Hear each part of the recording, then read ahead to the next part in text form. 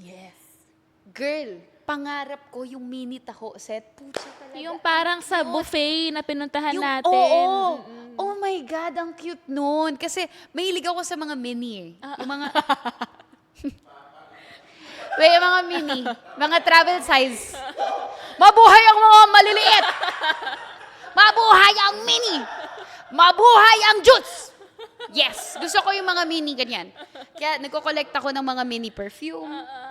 Gusto ko yung mga mga miniature na ba? Ayan. Oo. Ang Di ba, cute, binayan sobrang... kita nung sa Greece? Yeah, gusto ko yung gano'n. Tapos ngayon, na pagtitripan ng mga tao, yung ano ko, yung mini mic ko na ginagamit ko sa mga Sa videos ko. videos mo. Sobrang trip ko yung mga ganon.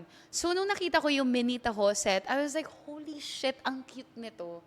Tapos, magagawa ko na yung dream ko, na yung taho. Tapos yung tinatanggal na ganyan. Yung soy, ginaganon. Diba?